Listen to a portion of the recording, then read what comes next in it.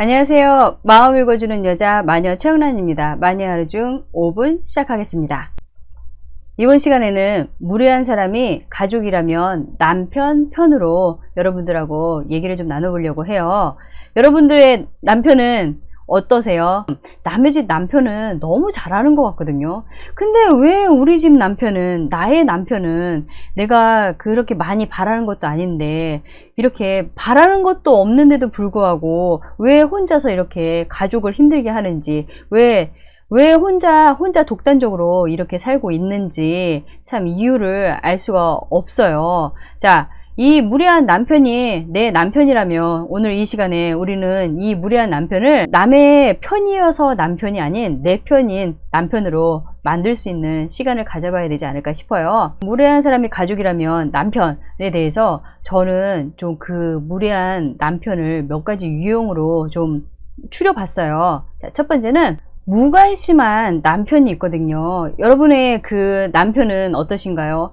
정말 무관심한 거예요. 선생님, 무관심도 무례한 사람인가요? 이렇게 물으신다면 저는 당연히 무관심한 것도 무례한 사람이라고 생각을 해요. 결혼은 혼자 한 것이 아니라 서로 약속을 한 거잖아요. 서로 사랑을 했기 때문에 가정을 이룬 것이고, 그 가정 안에서 부부가 된 거고, 그 부부가 된 상황에서 우리는 부모가 된 건데, 이 가정은 나 혼자 꾸려가는 것이 아니라 함께 꾸려 나가는 거잖아요. 그런데 이 상황에서 나 몰라라 하는 거, 그리고 전혀 무관심한 거, 내가 관심을 쏟지 않는 것은 무례한 사람인 거예요. 이런 유형은 어떤 유형이냐면 그냥 집에서 회사 왔다 갔다 해요. 밖으로 돌지도 않는 것 같아요. 그런데 밖에서 사업이나 아니면 어떤 일을 너무 열심히, 그리고 일이 너무 바빠서 못하는 경우면 또 그건 다른데, 이것도 아니고 저것도 아니고 그렇다고 또 집에 들어오면은 집에서도 아무것도 안 하는 거예요. 그냥 각방 쓴 지도 꽤 오래됐겠죠. 이런 남편하고 살 정도면 자기 방으로 들어가면은 그걸로 끝인 거예요. 정말 하숙집처럼 왔다 갔다 하시는 분들이 계세요. 심지어는 아이가 어느 학교 다니는지, 졸업은 했는지, 아니면은 몇 학년인지 모르시는 분들도 너무 많으신 거예요. 정말 관심이 1도 없으신 분들도 무례한 사람이다 라고 저는 얘기하고 싶거든요. 자, 그리고 두 번째는 제가 누누이 이제 얘기를 하는데, 이 무례한 사람들 같은 경우는 반사회적 인격 장애를 가진 사람이다 라고 얘기를 해요. 이 남편도 반사회적인 인격 장애를 가진 사람인데, 근데 이 사람이 집안에 있는 사람이네, 우리 가족이, 나의 가족인 거예요. 그렇다면은 저는 이걸 살짝 틀어서 반가정적 인격 장애라고 얘기를 하고 싶어요. 이 두 번째 유형은 반가정적 인격 장애를 가지신 분들이 굉장히 많으세요. 이 유형은 어쩌면 우리의 남편도 여기에 속하지 않을까, 저는 그렇게 생각을 해요. 어떤 유형이냐면, 이런 분들은 밖에서는 사람들이 정말 호평이 자자해요. 자기는 저런 남편하고 살아서 좋겠다. 어떻게 저렇게 자상해. 아이들한테 잘하지. 부러워. 우리 남편도 자기 남편을 반만 닮았으면 좋겠어. 웬걸. 내 속은, 야, 너도 한번 하루만 살아봐. 아니, 반나절만 살아봐. 이렇게 얘기하고 싶은데, 우리 집안일이다 보니까 그냥 아무 표현을 하지 못하고 있는 것 뿐이죠. 집에 들어오면은 밖에서 그렇게 호평을 어떤 사람이 인정을 받고, 그리고 가정에 너무 잘할 것 같다는 생각을 갖게끔 만든 그 사람이 집에만 들어오면은 자기밖에 모르는 거예요. 소리 고래고래 지르고, 아이들한테도 인격적인 거 없어요. 애들도 자기의 기분, 자기의 감정대로 막 어느 날은 좋았다가 어느 날은 나빴다가 애들한테도 막 대하는 거예요. 왜? 밖에서는 그렇게 사회생활도 잘하고 인간관계도 잘 맺고 하는데 왜 집에 들어오면은 사람이 이렇게 변해요? 저는 그 원인 중에 하나가, 밖에서 그렇게 자기가 좋은 사람으로 인정받고 싶고 좋은 모습으로 보이기 위해서 얼마나 고생을 많이 하시겠어요. 가식적으로 잘 보이기 위해서 실흥 내색도 못하고, 그리고 거절도 못할 것이고, 뭐 솔선수범해서 본인이 다 한다고 할 것이고, 또 좋은 소리 한번 들으려고 좋은 모습 한번 보이기 위해서 자기의 그 기본적인 감정들, 자기의 본성은 다 눌러놓은 상태에서 그걸 다 참고 사람들의 모든 것들을 다 받고 다 자기가 일일이 하고 하다 보면은 얼마나 스트레스가 많이 쌓이겠어요. 그러니 그 스트레스를 제대로 풀지 못하고 해소하지 못한 상태로 집에 들어오면은 현관을 이제 딱 들어오자마자 집이 막 어질러져 있는 거예요. 그러면은 이제 괜히 막 그거를 트집 잡아서 짜증을 내거나 화를 내시는 분들도 계시거든요. 집에서 하는 일이 뭐냐고, 이것도 하나 제대로 치우지 못하고 대체 집에서 뭐 하고 있냐고, 그렇게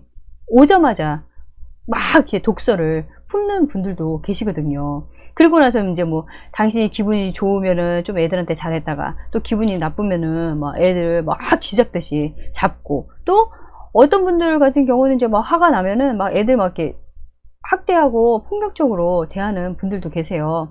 이런 분들이 우리의 그 남편의 대부분을 차지하지 않을까, 만약에 이분이 무례한 사람이라면. 저는 그렇게 생각을 하거든요.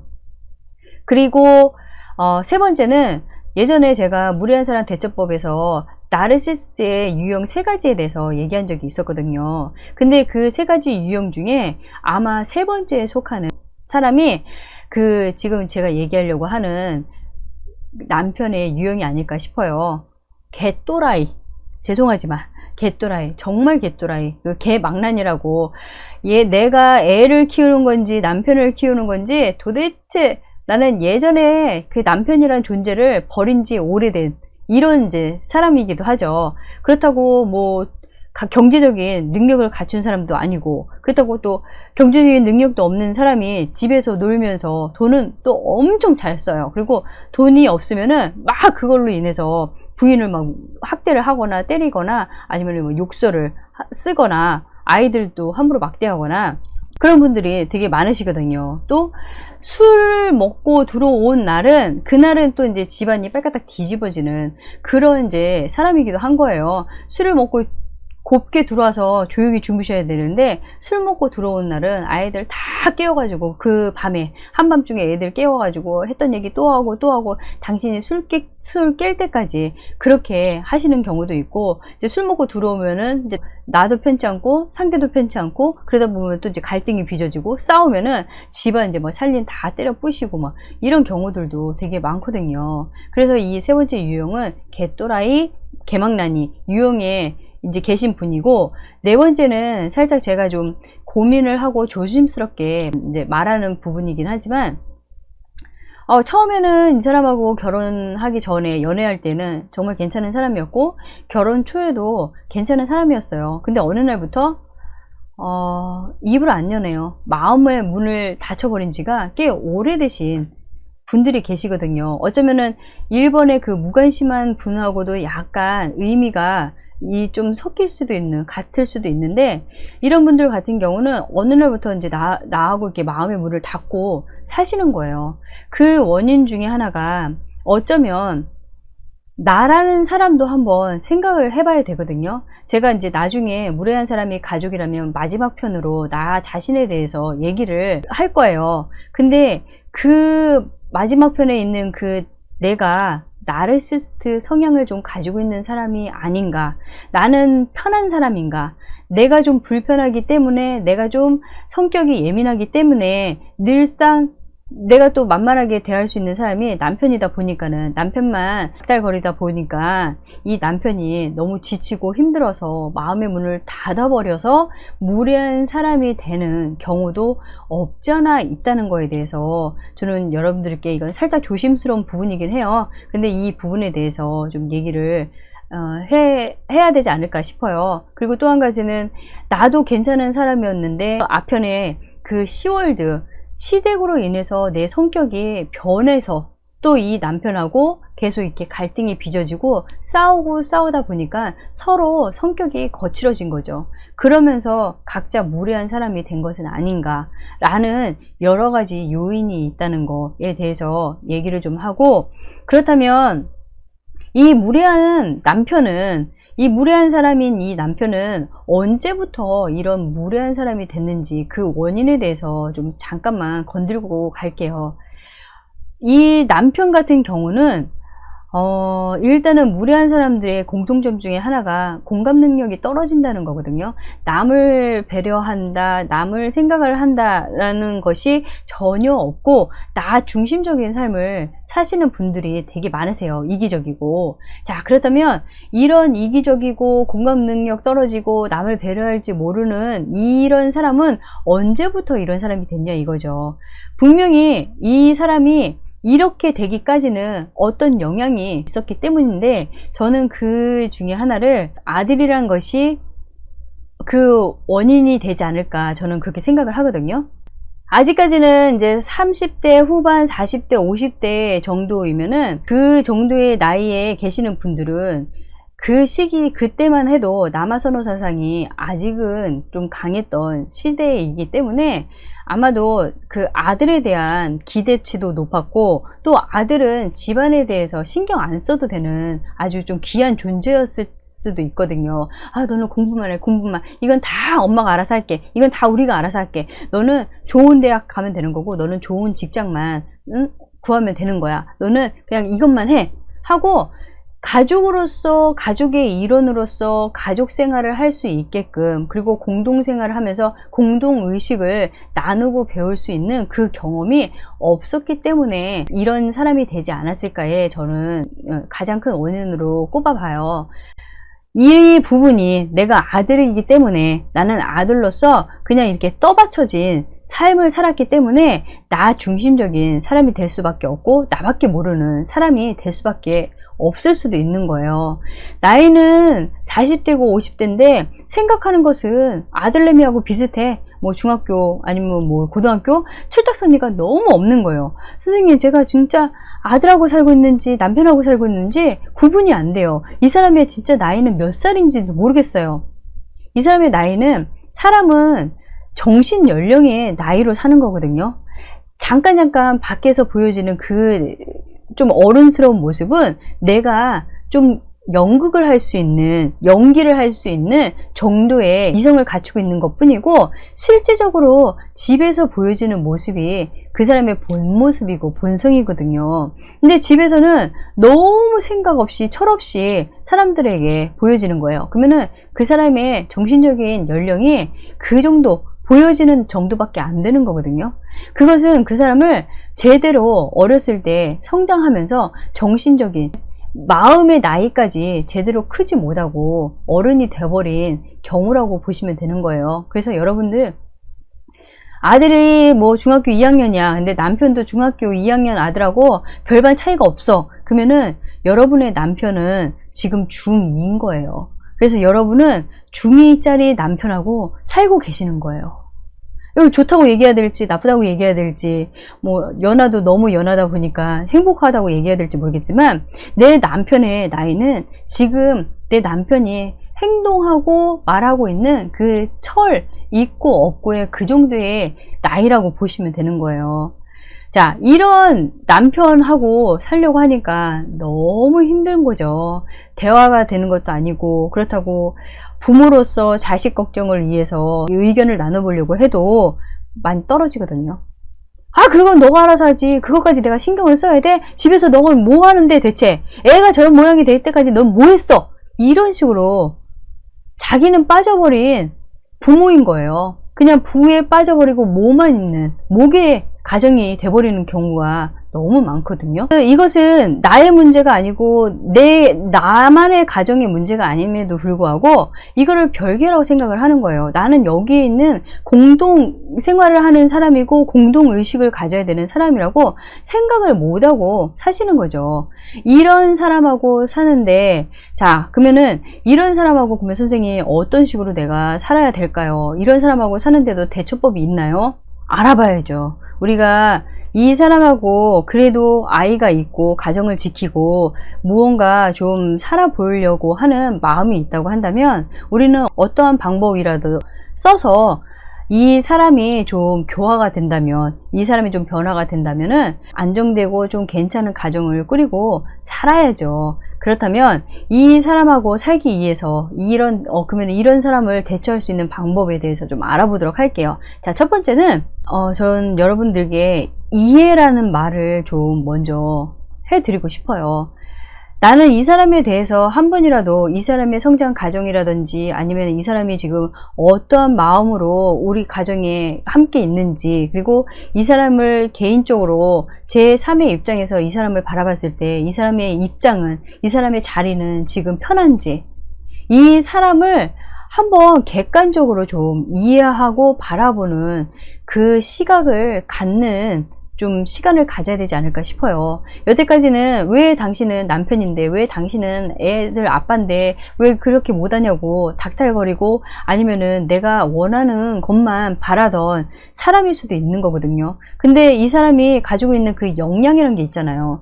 지금 자라지 못한 어린아이 같은 사람이 지금 가정을 꾸리고 산다고 한다면 이 사람한테는 남편으로서 그리고 아버지로서 좀 부족하고, 그리고 힘이 좀 역량이 딸릴 수 있는 사람일 수도 있는 거거든요. 그렇다고 한다면 내가 이런 모든 것들을 통찰할 수 있는 능력을 가지고 생각을 가지고 있는 사람이라면 이 사람에 대해서 조금은 이해하고, 이 사람이 할 수 있는 지금 범위가, 할 수 있는 역량이 이거밖에 되지 않는구나 라고 우리가 좀 이 사람을 이해할 수 있는 시간을 좀 가져봐야 된다고 생각을 해요.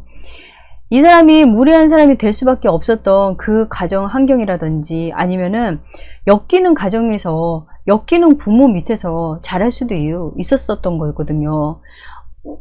너무 아버지가 완강하거나 아니면은 뭐 독재자처럼 아들을 키우거나, 아니면은 아버지나 그러니까 어머니로부터 학대를 심하게, 정신적인 심리적인 학대를 너무 심하게 당하고 살았던 사람일 수도 있는 거고, 아니면은 너무 무관심 속에서 자랐던 아이일 수도 있는 거거든요.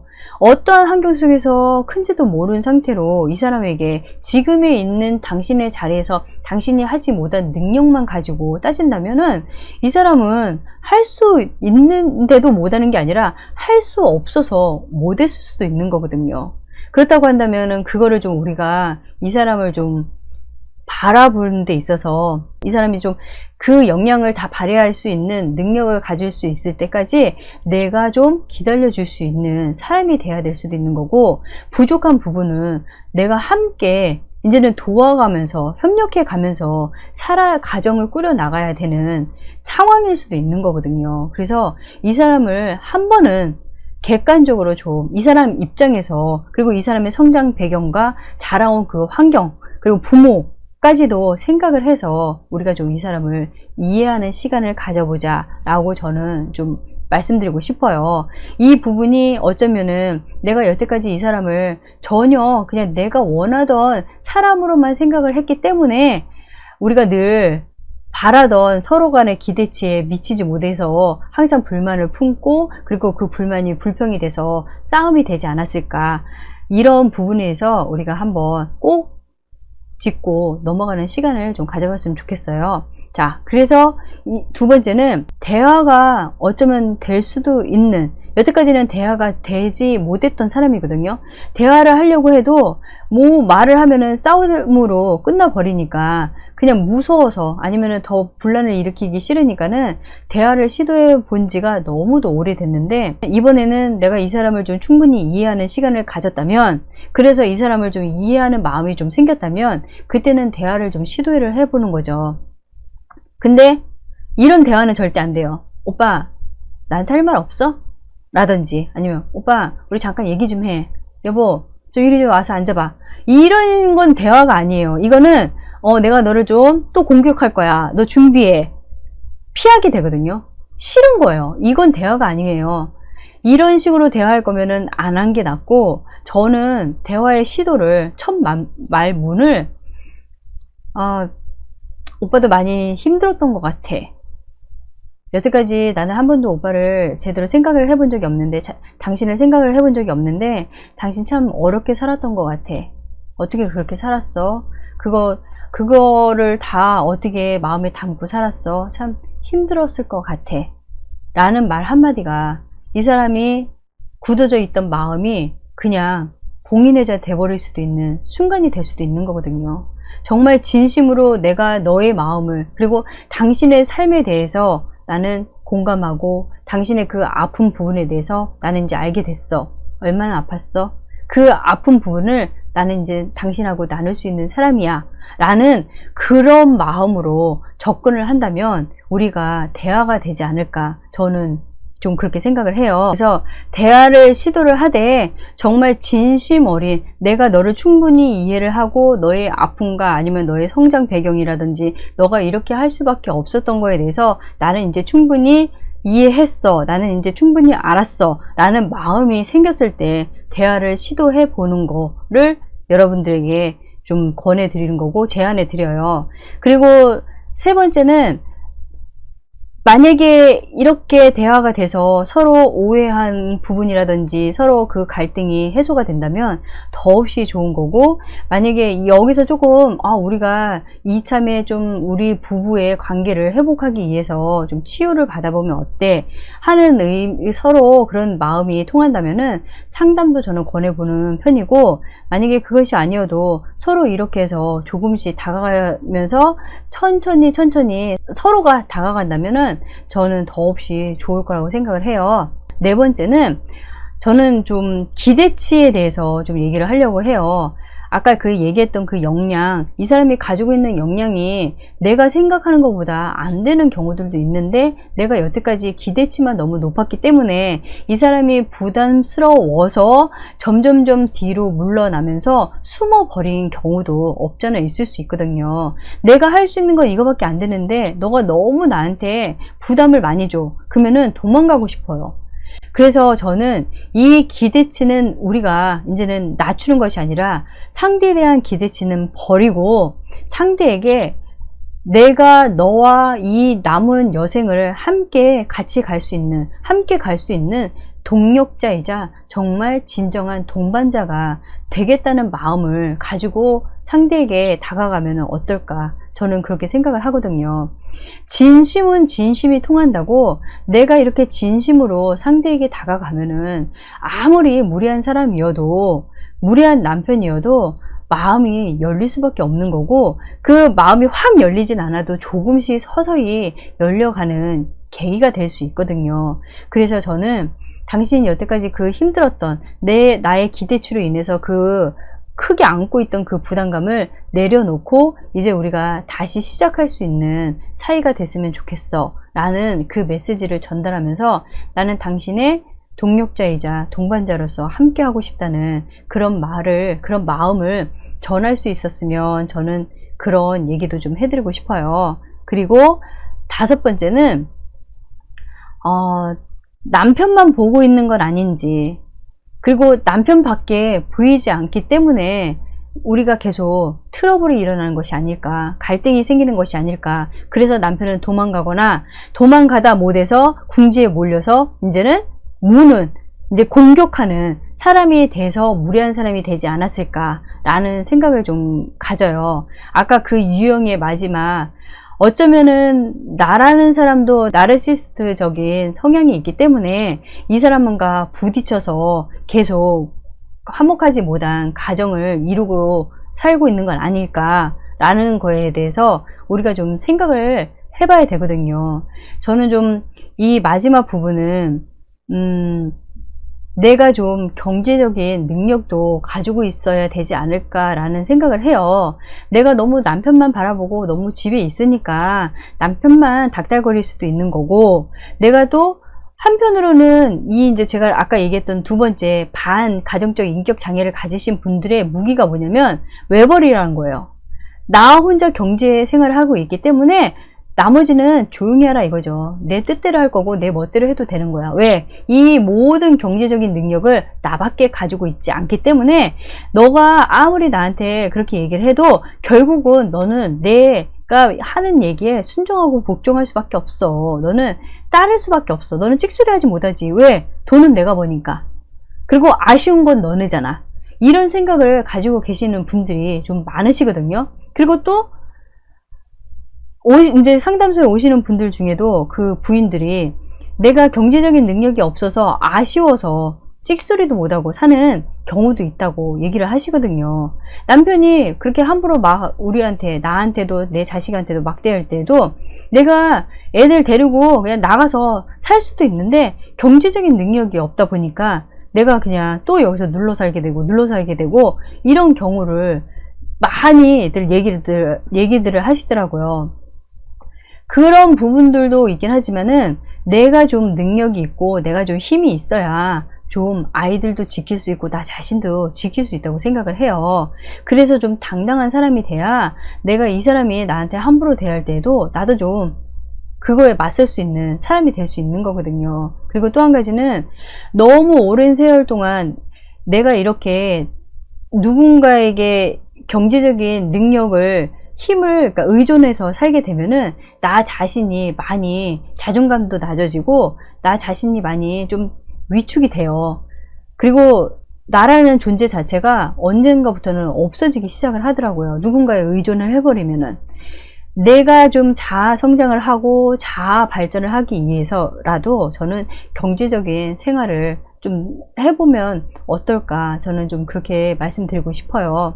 마지막으로 나라는 사람에 대해서도 한 번쯤은 좀 돌아볼 수 있는 시간도, 이 사람이 이렇게 되기까지 내가 어떤 영향을 끼친 건 아닐까, 나도 어떤 한 원인이 되진 않았을까 라는 거에 대해서 우리가 좀 생각을 해본다면, 그냥 이 사람이 원래부터 무례한 사람일 수도 있지만 어찌 보면은 사람은 똑같은 사람이기 때문에 우리가 어떠한 식으로 이 상태를 대하느냐 접근하느냐에 따라서 상대가 조금은 마음의 문이 열리고 좀 유연해질 수 있는 사람이 될 수도 있다라고 저는 생각을 해요.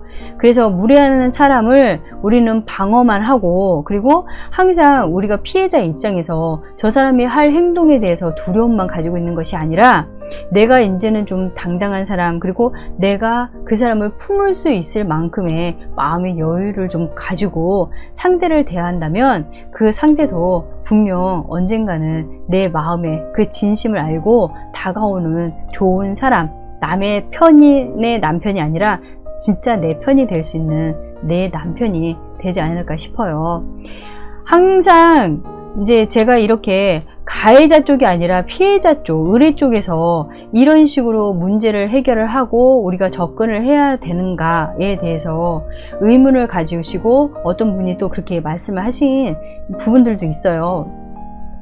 왜 우리는 피해자이면서 의뢰 입장이면서 왜 그들을 더 봐줘야 되는 거고, 왜 그들에게 우리가 먼저 접근을 해야 되는 것인가에 대해서 그렇게 얘기를 하시는데, 결국은 접근을 한다는 것 자체가 능동적인 거고 내가 시도를 하는 거기 때문에 내가 갑이 되는 거거든요. 내가 이 상황을 조절하고 내가 이 상황을 컨트롤할 수 있는 사람이라는 뜻이기 때문에 의뢰 입장이다, 피해자의 입장이다 라는 것이 아니라 이 상황을 수습할 수 있을 정도의 능력을 가진 사람이 나밖에 없기 때문에 내가 먼저 접근하는 거고 내가 먼저 시도하는 사람이 된다고 생각을 하시면 어떨까, 저는 그렇게 생각을 하거든요.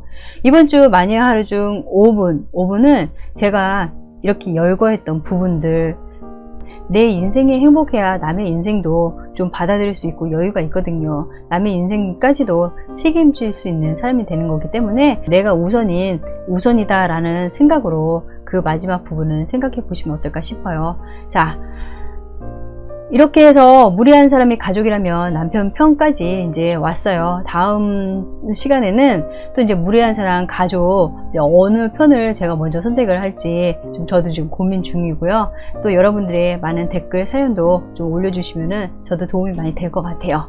자, 저는 다음 시간에 무례한 사람이 가족이라면 이라는 주제를 가지고 또 다시 돌아오겠습니다.